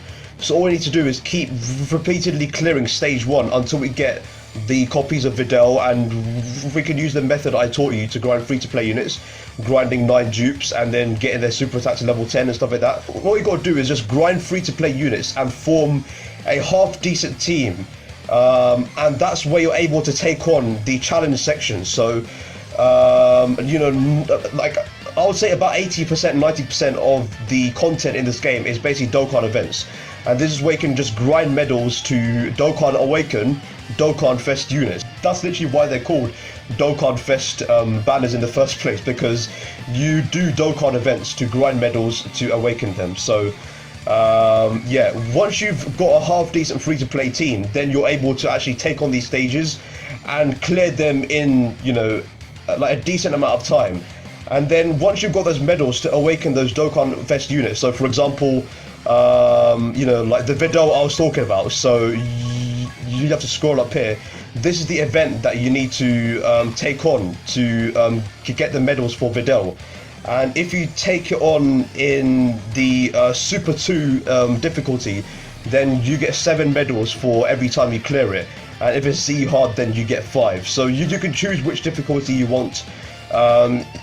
If you're not in a rush and you want to clear it, since you have a free-to-play team, you can obviously do Z hard. But if not, you could do Super 2. I mean, Super 2 is not even that hard in my opinion. It may sound hard to you, but it's actually not, trust me. And since Dokkan Fest units usually need 77 medals, all you need to do is clear this 11 times and you're done. And there's also one other feature that you can use to aid yourself clearing these events. You can use this boost thing at the bottom. So you get 3 bars and these refill every, I think, 6 hours, and these give you times 2 rewards. So say if I was to clear this Super 2 difficulty with a times 2 boost, I would actually end up getting 14 medals instead of 7. So that's really useful. So that's pretty much how you should start doing this. So make sure you start grinding free-to-play units first. So summon for units obviously, and then grind free-to-play units, grind as many as possible, get them to rainbow, do all that stuff, and you're able to clear events because free-to-play units can actually do stuff. Yeah, and then that's where you're able to grind medals in the challenge section to Dokkan Awaken any Dokkan Fest unit that you got, and that's where you're able to like get better. So it's sort of that cycle, get free-to-play units, clear Dokkan events, Dokkan Awaken your Dokkan Fest characters, and add them onto your team, and you're gradually getting stronger. So that's what I mean by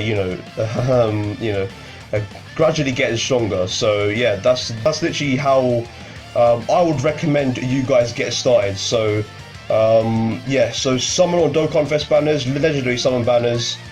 And then grind free-to-play units, put them on a team, clear Dokkan events, and just keep getting stronger. That's literally my recommendation for getting started in Dokkan. Now, obviously, I was talking about the hidden potential system, being able to get orbs and some of this, but I never told you guys where you can actually get these resources from. And I didn't mention it once, but this is where you get it. It's in the growth section of events. So if you go to press start and then event, and if you press the growth section, then this is where you can get the basic resources such as potential orbs, skill orbs, training items, Zenny. Get all of these basic things to be able to do Dokkan Awakening, to be able to unlock roots in hidden potential, be able to apply skill orbs and such like that. So there's so many different events in which you can grind loads of stuff on. So let me just go through the main events one by one. So obviously this event gives you skill orbs. So this is once every 7 days where we can grind skill orbs, and this one stage gives us 3 skill orbs, I think. Yeah, so every 7 days we are able to grind 3 skill orbs. So make sure you do this every 7 days to get skill orbs pretty much. I can't really do it right now because it's not been 7 days yet since the last time I did it, but yeah. Now this potential orbs, so generally in when there's no special celebrations or anniversaries or anything like that, the hidden potential orbs rotate every weekdays. So every day from Monday to Friday we get a hidden potential stage for one of the orbs. So right now, today it's physical, so and since it's a Saturday right now, yeah, they usually put physical from Friday to Sunday, but generally what they do is on Mondays they put the potential orb stage for AGL, so you can go ahead and grind AGL orbs from there. I think you get about 300 to 400 of every single orb, large, medium, and small, medium, and large.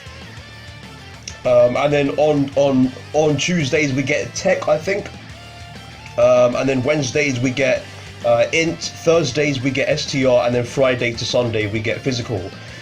So they generally rotate around. So make sure you guys do the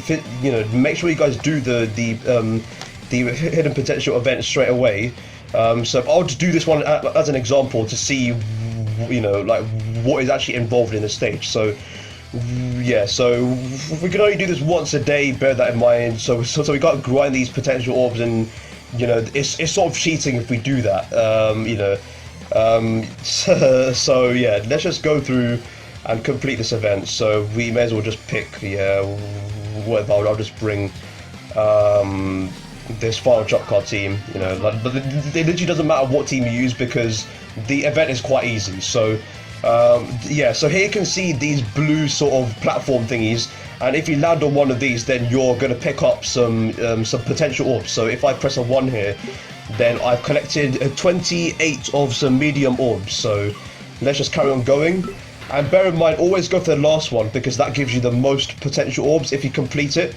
So it's sort of, you know, like the first one's easy, the second row is medium, and the last row is hard. So it's your decision ultimately which one you want to do. But I always go for the last one pretty much. So let's just get this one. Let's go for 2, and then let's go ahead and do the stage. So this is pretty much one shot. So let's just not do Finito Blue because that literally can't be us to wait. So let's just do this, and then blah blah blah. There we go. Yeah, and bear in mind that this red Gogeta is a free-to-play unit, so when this event comes around, you can grind him, and yeah, he pretty much one-shot that guy, and he's doing additional super. Oh my god. So yeah, it's literally that easy. Like even with a free-to-play team, you know, this guy's a free-to-play unit. It's a perfect example. You're able to clear the stage pretty darn easily, so it's not a problem. So let's keep on going. Let's get this one. Let's get a few more orbs. So we've got 3 large orbs there. There we go. Let's carry on going to the end. And there we go. That's literally how you grind hidden potential orbs. That's literally it. That's, you know, that's the main way. Obviously, there's other ways they can grind hidden potential orbs, but make sure you do these every day because these are the main sort of sources of hidden potential. Because they literally rotate around every day. So yeah. So that's the hidden potential event. So this way you can grind hidden potential orbs for your hidden potential system. Next, this is a free-to-play unit. This is a free-to-play pan. I mean, yeah. So make sure you do these every 7 days because this free-to-play pan is actually really good, and plus you get loads of rewards from it as well. This is actually a really good way to grind rank because doing one of the stages gives you like so much rank. You know, I think back when I tried it when I was like rank 40, it literally got me from like rank 20 to like rank 40 in just one event. So make sure you do these. Make sure you do this every 7 days. Turtle School training, once again, make sure you do these every day. And yeah, bear in mind that most of these events are once every day. So these give you platinum turtle shells for training. So platinum turtle shells are pretty much the most rarest training item that actually gives you a lot of XP, or you know, loads of levels for training, in fact. So make sure you do these every day, and if you use Peppy Girls, then you get, you know, it's like an increased drop basically. So Peppy Girls give you like a boost pretty much, that's it. So if you use any Peppy Girls members on your team in this event, then you can get more platinum turtle shells pretty much. So make sure you do this every day. This Hercules World Tournament, so here you get Hercules statues, and this is also a way to get Zenny. So if you go to the sell page, then you'll be able to sell your Hercules statues for Zenny. So make sure you do this every day and sell your Hercules statues. You know, Hercules statues can't be used on your team. They're, you know, like they've been made to sell. So don't start thinking that, I've got this really good platinum Hercules statue and I want to keep it. Just sell it. You know, like it literally doesn't matter. It's you know, Hercules statue's only purpose is to get Zennies. So make sure you do this every day. This is also a good way to grind training items if you're a beginner. So make sure you do these a few times just to get some training items. But you'll see why I wouldn't recommend grinding this, because there's other way to get a good training items. So I'll tell you that later. The Big Box Hercules Challenge, I think this comes around every weekend. So this is also another good way to get Zenny. So when this comes around, make sure you grind the hell out of this, because this is unlimited, bear that in mind. So you could do this stage, you could literally grind the hell out of this stage and get tons of Zenny, which I definitely need to do. So I'll make sure to grind this stage actually later on. So that's like another way you can get Zenny. And then this also, you know, once a day. So I think in this stage you can get training items, support items, or awakening medals, depending on which route you pick. So there's different routes for support items. There's one route for awakening items. So make sure you do this as well. And this stage also very important. Make sure you grind this a bit to get a few awakening medals just to get started. And then naturally, you know, like your like your stash of items will keep growing the more you play it.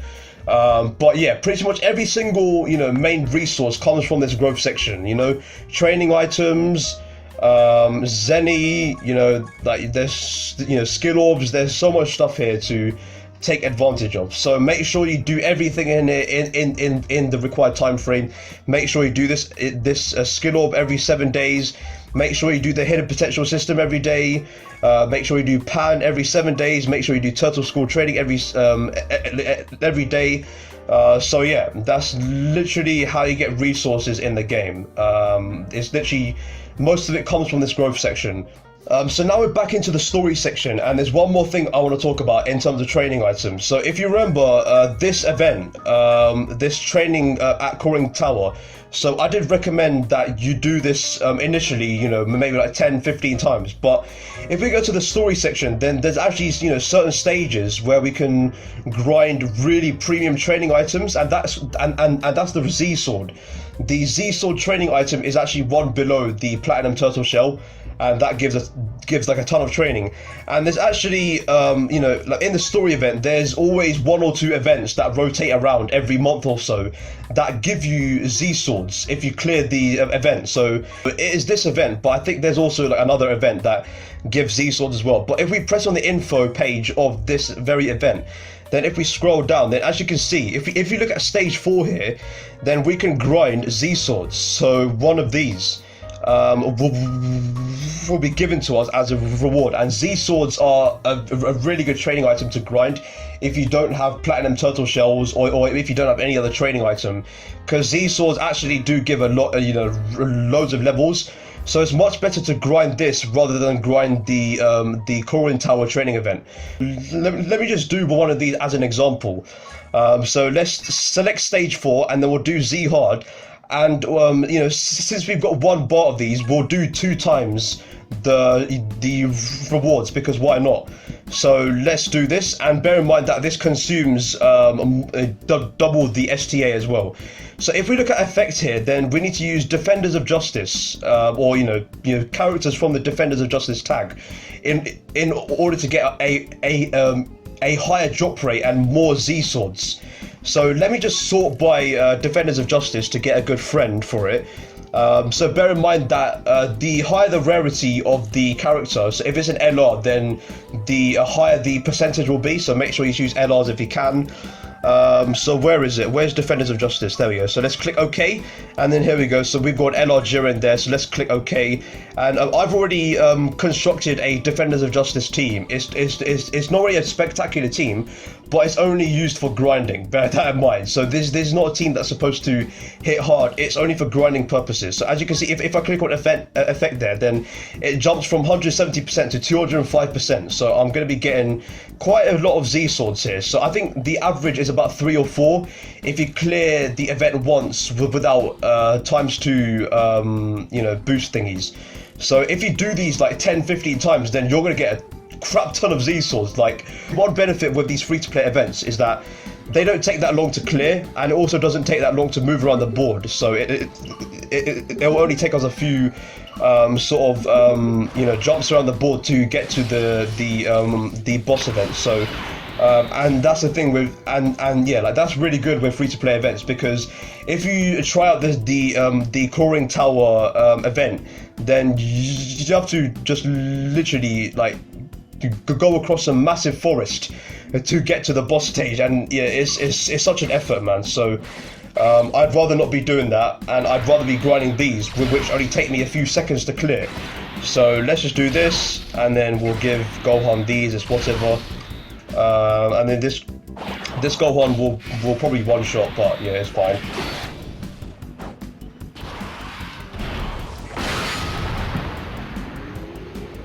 It was close, but yeah, bear in mind that this is not a team that's that's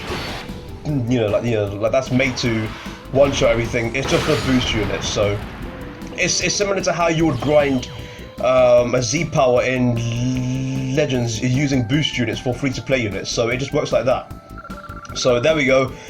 Normally I would only get one training item here, but since I used the boost units, I got 2 extra as a bonus, and since I got a +2 boosting on, I will actually get 6 training items in total just by clearing these 1 events. And there we go. A link was leveled, as you saw there. So yeah, this is a very good way to grind training items if you can't be asked to do the Corin Tower event, or if you're just low on anything. This is like a way to get training items quick and easy, because there's no effort needed. It takes less time, because as you can see there, it literally only took me 1 minute 40. That's literally such a short time frame, and look at all these training items I just got there. So yeah, this is literally hella useful if you're low on training items, or if you're low on stuff like that. So yeah, that's pretty much the growth section and how to grind training items. Now last of all, we've got the Z battle section of the event, and this is what I call EZAs, or the Dokkan community would call this EZAs, because this is basically, if you compare it to Legends, it's sort of like Zenkais. So it's basically like a way to improve very old units. Here they call it Extreme Z Awakening. And these events are designed, so all you have to do is grind these events and get medals to Extreme Z Awakening someone, and that will basically give them a few perks, like improving their passive skill or improving their leader skill. Because if we go to an easier unit that I haven't done, for example, for example this Gogeta, so right now he's in the process of being EZA, he's nearly there. But for example, this one stage of Extreme Z Awakening, if I grind these 30 medals and Extreme Z Awakening, then his max character level will raise by 5, so it will go from 130 to 135, and his super attack level will increase by 1. So you can sort of see how it's sort of being compared to Zenkais, because usually in Legends, what happens to Zenkais is that they get a stat boost and they get 2 new unique abilities to sort of aid their kit, and sort of be modernized in the meta. So in Dokkan it's kind of similar. So if we look at an EZA unit that I've already done, as you can see, their max level is 140. So that's what I was talking about with EZA units. So like normal TURs, they can only go up to 120. So with EZAs, you're able to get them to 140, and also their super attack level, if you've noticed, it went from 10 to 15. So there's like another hint where we can sort of compare it to Zenkai's. Okay, yeah, this is being boosted, their level is being higher, so you can sort of see how it works. That's what EZAs are. They're sort of like Zenkai's, and as you can see, their passive skill is actually really good. This UI Goku, he's a support type unit for Universe Survival Saga. He gives Ki plus 3 and attack and defense 30%, and also gives an extra attack and defense 120%, and also higher chance of evading enemies' attack. That's solid, honestly. That's really solid. Like, I don't know what he has a pre-EZA, but honestly, from that it's good. Let's take a look at another EZA unit. For example, let's take a look at this God Goku. This guy, I still remember, this guy's passive skill was like attack plus 2000 or something like that. It was so crap. But now if we read it, it's a massive power graph. Attack and defense plus 100% when performing a super attack, and then additional attack and defense 59%, and all allies chance of performing a critical hit 7%, and attack 20%. Oh, there's so much going on here for an EZA unit. So there's great benefits that EZA units can get. This Broly, honestly, look at this. Ki plus 1 at the start of every turn. Attack and defense 70%, plus an additional defense 20% with each attack performed, up to 80%. Like, this is a very old unit, so like having a passive skill like this, like this, very modern.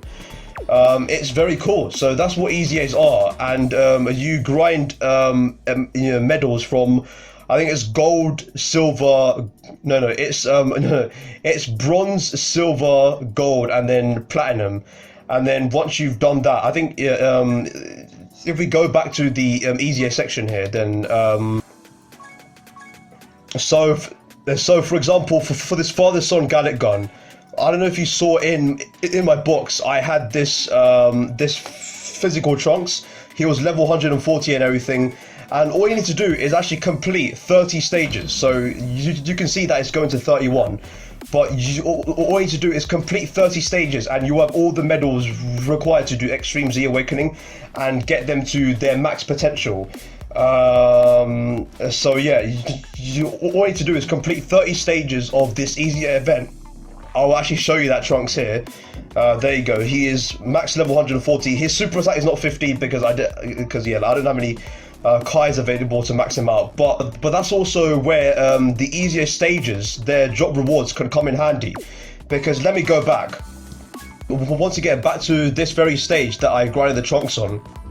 You'll actually get physical Kais as like rewards every 5 stages you clear. So if you clear stage 5, then you get a physical Kai. If you clear stage 10, you'll get more Kais, and they'll give you enough Kais to, I think, get them to super attack 10 to 15.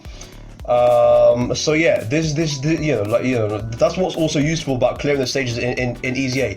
They actually give you the Kais to level up their super attack even further. In EZAs, the more stages you complete, the harder it gets. So basically, in plain English, the higher the level you're going on, the harder the difficulty is. So there's also some EZAs are much more easier than others, and there's also some, and also in every single EZA there's always a certain boost unit, or there's always there's always like a category which does more damage. So for example, if we go to this perfect cell, for example, and if we click on the level 21, then if we click on battle info, we can actually see the details on which categories, which tags are effective against the stage. So here we go, Android Cell Saga. So if I build an Android Cell Saga team, I'll be able to do more damage against this cell and clear the stage faster, and basically get the EZA done faster. The EZA for kale and cauliflower. So let's go into the stage once again, and if we click on battle info, then we need to bring reps of Universe 7 to be able to deal more damage. It says effective when attacking, so we need to bring reps of Universe 7 to be able to do more damage pretty much against this event. So there's different categories that you can bring for different EZAs, and yeah, that's what EZAs are. They're basically like Zenkais if you compare them to Legends. They're just a little boost to old units. Their leader skill will be boosted. Their passive skill will also be boosted or changed for the better. Their super attack will increase by 5, and their max level will increase by 20. So that's all there is to know about EZAs, man. I would recommend doing this once you've got a solid team. Yeah, when you get around to that point where you're like, okay, I can do EZAs, then you may as well start taking these on and EZAing some units and making your team even better. So yeah, that's what EZAs are. Okay, so now you should be at a point where you've got some decent Dokkan Fest units, you've got a decent team, you know how to grind everything, you know how to play Dokkan as a whole. So you pretty much become a master of playing Dokkan, grinding free-to-play units, the hidden potential system, all that kind of stuff. So now you should be at a point where you feel really comfortable taking on hard units, and these are the sort of events where this is pretty much like the pinnacle of the game. This is these events are as hard as Dokkan can get, and Super Battle Road is what I'm talking about. So Super Battle Road is one of those events.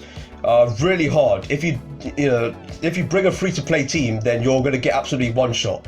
So that's why I advised you to, make sure you summon on Dokkan Fest units, make sure you get some decent units and form a decent team, because you can then take on events like this and get, tons more rewards, because these give you really cool rewards, Dragon Stones. There's also Victory's Light, which you can exchange in the Bubba shop.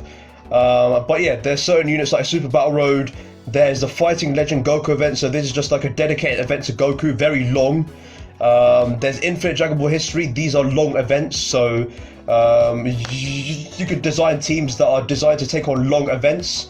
And yeah, like you can get tons of Dragon Stones from this, just by clearing one event. I think if you clear the first stage, I think you get like 20 to 25 Dragon Stones. It's a lot. You need a good team for it. Let me just show you the extent to which, to how many stones you can get. I've completed most of the stages, but if I just scroll through this, then look, there's a ton of stones still that I haven't got yet, and there's also Supreme Kais. There's also like training items. I think we get more.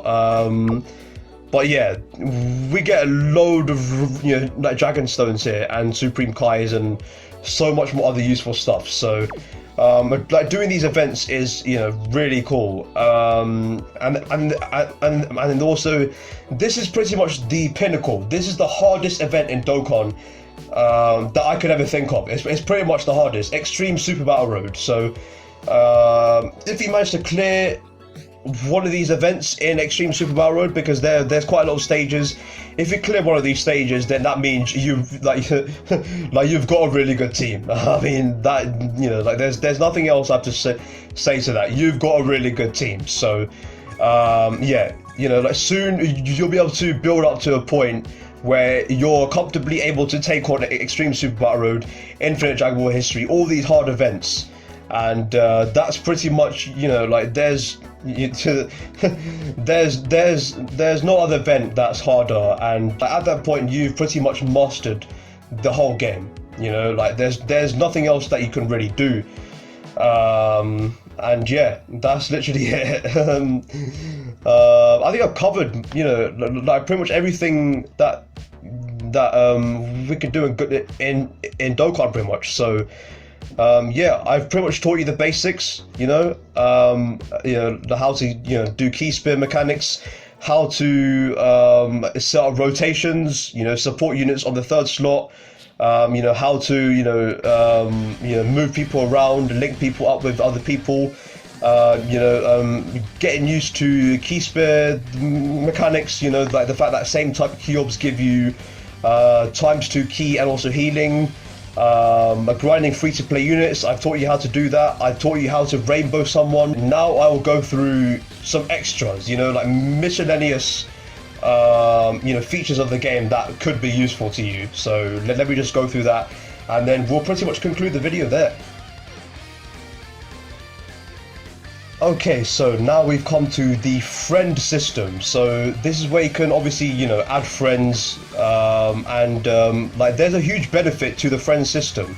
So as you can see, I've got a ton of friend requests, and you can actually set a friend supporter, and like you'll see what that actually does. So for example, if you go to team, and you can see in the top right there, I've got this Tech Gohan as my friend supporter. And you can pretty much set anyone you want as your friend supporter. And what that does is pretty much allow other people to use what you have.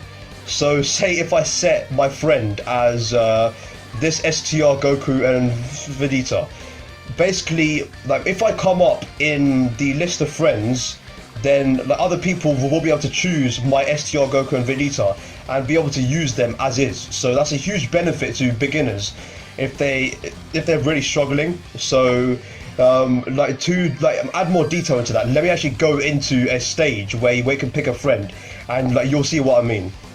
Okay, good. So as you can see here, here's the friends section, and there's so many other people, so many like different units that people have set as their friend supporter.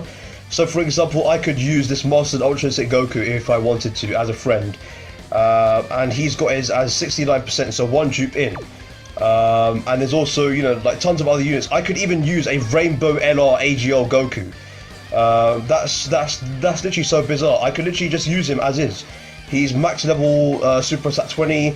He's rainbowed. You know, he's literally he's fam. I could literally use this. So that's a benefit to the friend system. So like all you got to do is set your friend supporter as someone good, and the other people can use your friend. And you know, seeing how that's built up, there's so many LRs that you can actually use as a friend. So that's literally like a benefit of the friend system. You can use LRs that you may not even have. I mean, for example, I don't even have this STR Ultra Stick Goku.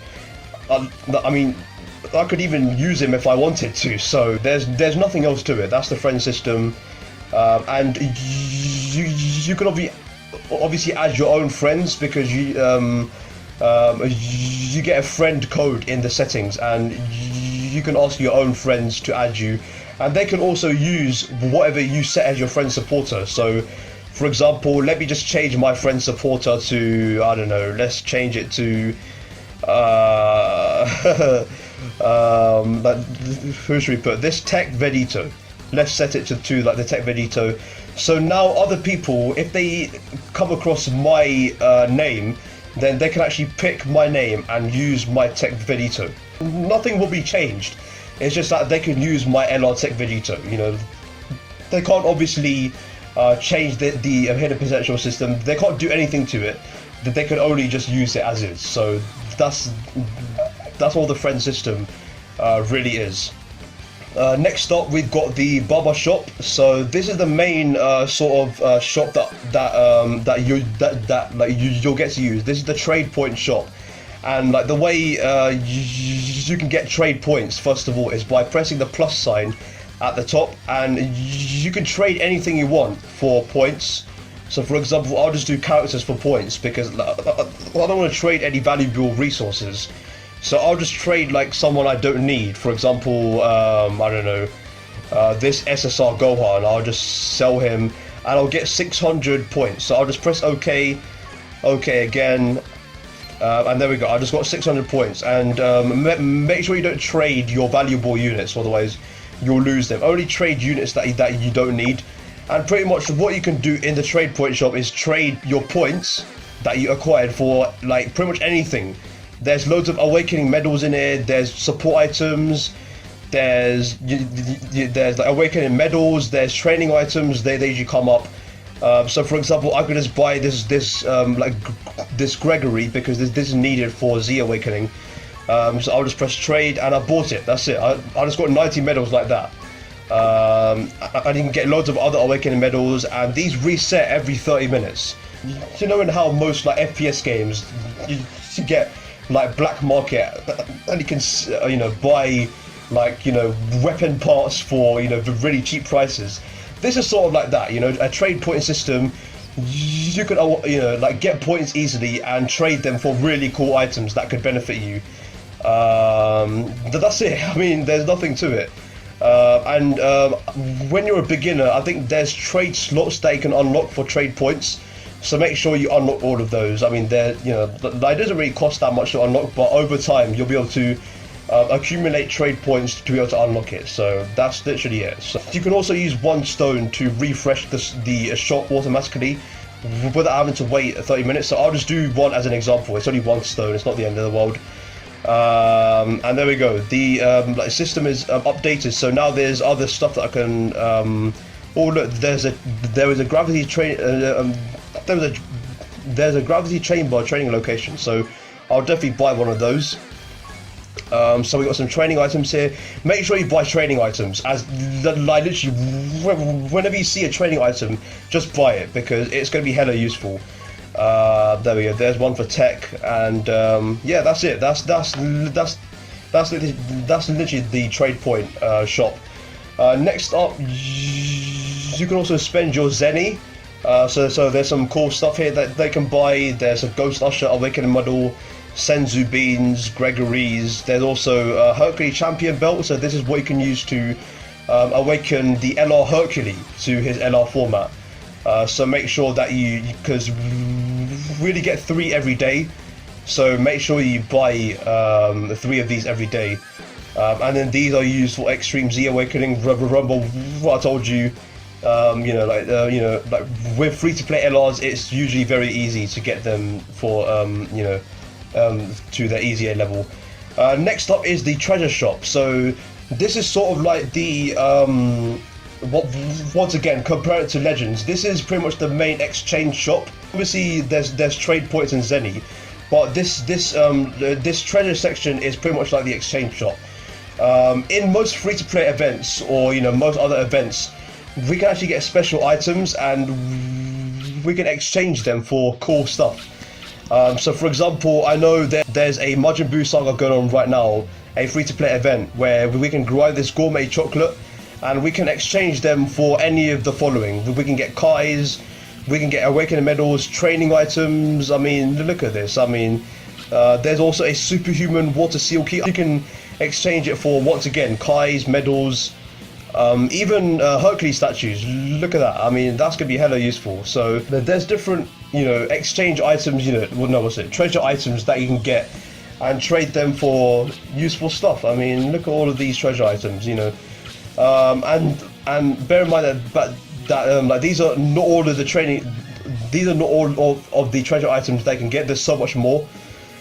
And these are the 2 main ones. These are the Dokkan Festival coins. So when you summon, this is like the gacha system, coin system. So say if you get Mega Shafted, there's a coin system where you can accumulate coins and get the featured unit that you wanted, or an LR or whatever. Like this system. So yeah, this Dokkan Festival coin is pretty much like a pity system. So say if you got shafted heavily on a banner and like you didn't get the unit you wanted, if you have enough coins, then you can exchange those coins for the unit you wanted. And every summon, I think you get 10 Dokkan Festival coins. So right now I've got like 88, so I've got a while to go before I can buy any of these units here. And this shop changes from time to time, so it's not all the same units. There'll be different units. Sometimes there'll be LRs, sometimes there'll be normal TURs. And then there's also a legendary summon coin, but that's not here yet because there is no legendary summon banner active yet. But that's also a similar format. Every time you summon, you get legendary summon coins, and usually in that shop, it's full of LRs. So that's one thing that's really cool. And there's also normal summon coins. I think these are obtainable. I think it's some sort of specific banner. I totally forgot what sort of banner it was, but yeah, this is pretty much where you can get Kais. There's literally an infinite amount of Kais. It says no limit, so every 10 coins you get 1 Kai, pretty much. So yeah, that's literally all there is. The last thing I want to talk about is the Portal of Memories. So there's like every sort of, I think 2 weeks or so, we obviously have different events coming round to the story mode, different free-to-play events to grind, different Dokkan Awakening events. They've introduced a system called the Portal of Memories, in which you can actually play old events or events that are not active now in like a way where you don't lose STA. And it's always available, pretty much. So this is, like right now, these are all the events that are not available now. We can still play these events, but we need keys to actually play that event because normally, if you go to the story section, then the events that are there right now, we can do by consuming STA, and the STA we can always refill it using 1 stone, and we can always wait for it to refill. But this is a way that you can take on the inactive events. So it's really cool. It's really cool, and it's a really nice system. So, say if you want to grind a specific medal for a free-to-play unit that's not available right now, then you can simply go into the Portal of Memories and grind that medal. But it's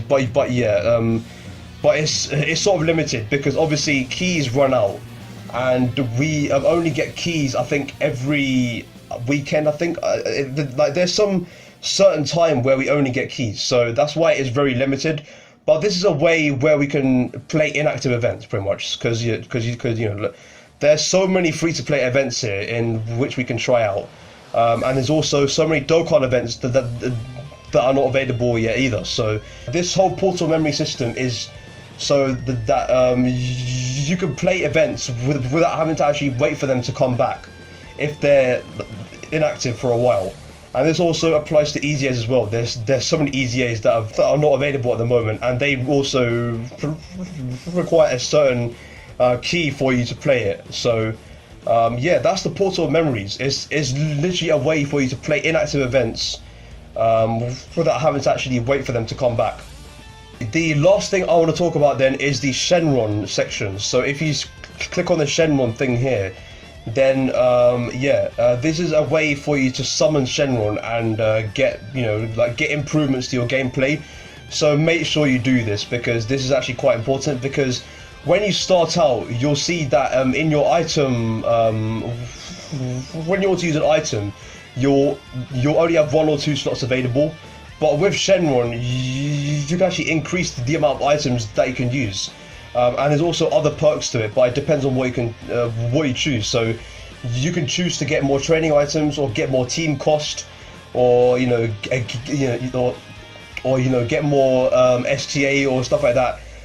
Make sure you get the Dragon Balls, and you can actually click on the Dragon Ball slot, and it will take you to the stage where you can get the Dragon Ball. So to get this 1-star ball, I need to go to this following stage, and I can click quest, and I can simply do it. It's very easy.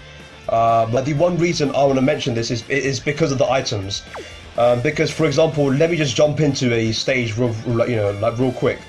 Okay, yeah. So as you can see, if I click on item here, then I have 4 slots available, because I already summoned on Shenron to give me more help in battle, I think. So when you start the game, I think you'll only have about 1 or 2 slots available to use items.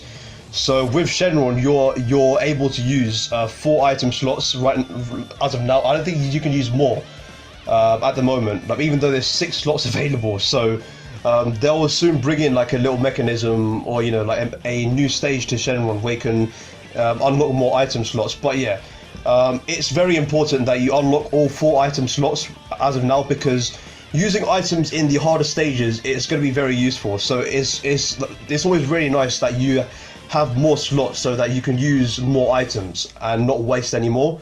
So yeah, that's just just a little notice in advance. And also, I haven't touched on items yet, have I? So yeah, may as well make this the last, the absolute last thing. Items are just, once again, it's very similar to links, very similar to the hidden potential system. It's just a little way to give your team like a little boost, or like a little bit of help.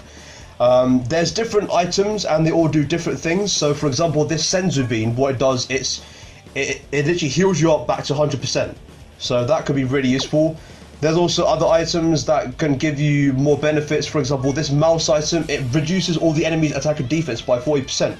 That could be useful if a certain event is being really annoying and it does too much damage.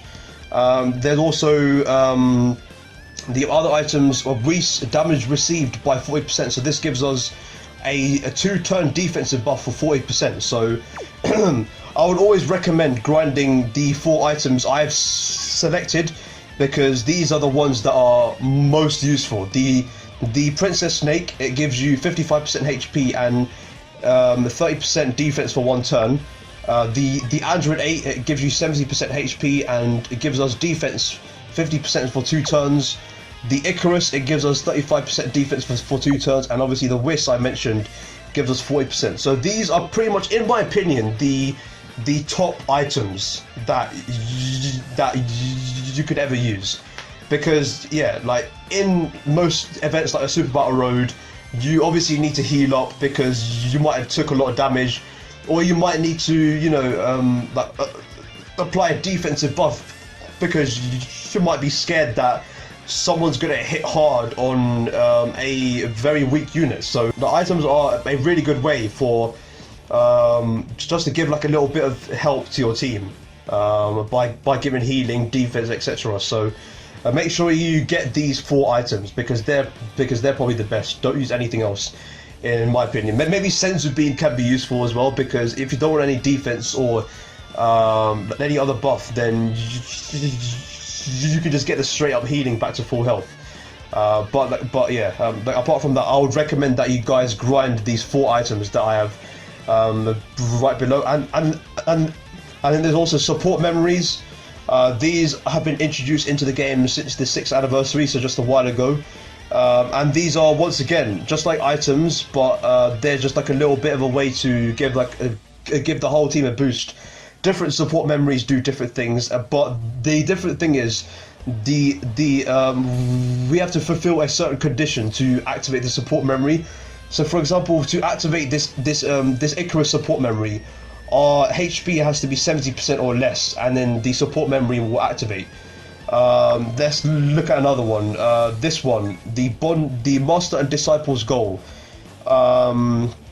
So this will activate from the start of battle. So we get attack and defense 10% to Bond of Master and Disciple category units for 2 turns. So let's look at another one. Let's look at this one. Pull out the tail. So when there's an extreme class enemy, we activate the support memory. So there's different conditions that we have to fulfill to activate different support memories, and they're starting to make new support memories, you know, like bit by bit, ever since they introduced this support memory system. So right now we obviously don't have a lot, but as the time goes by, we'll obviously get more support memories and you know, mess about with it. So yeah, it's just a little bit of a boost. And and also one more thing, in order to use the support memory, obviously we need to fulfill the certain condition, but we also need the film, and there's there's 5 different films for obviously the 5 different colors, and we can get the films through pretty much everything nowadays. I think we get films from clearing the events, clearing Dokkan events. They're literally everywhere. They're also in the trade shop. So you can spend your trade points to get films. I think yeah. But yeah, like there's loads of ways to get to get the film to activate support memories. So yeah, that's pretty much all there is to it. I mean, yeah, that's it. Okay, guys. So I think that concludes it for the master guide to Dokkan Battle. I've like pretty much taught you the basics. I obviously haven't gone through the other details, like the different events like World Tournament, Ultimate Clash, Chain Battle, and all that kind of stuff. There's loads of other in-depth tutorials for those game modes. So yeah, like I won't be doing one on Chain Battle and all that kind of stuff. This video gives you help on, you know, how to play Dokkan Battle, how to, you know, do everything I just listed there. You know, how to grind free-to-play units, how to do all that stuff. I really hope it helped. So yeah, pretty much, yeah, make sure you like the video. This took me a while, man, like 2-3 days of recording. It's probably going to take me like an extra day to edit this video, but we'll see about that. But yeah, hope you guys enjoyed this video. Make sure you like and subscribe to the channel, and while you're at it, share this video, man, because maybe there's a friend you have that plays Dokkan Battle and maybe he has no idea what he's doing. So share this video to someone that may not know how to play Dokkan Battle, and this could be hella useful. So I'll see you lot in the next video. Peace out.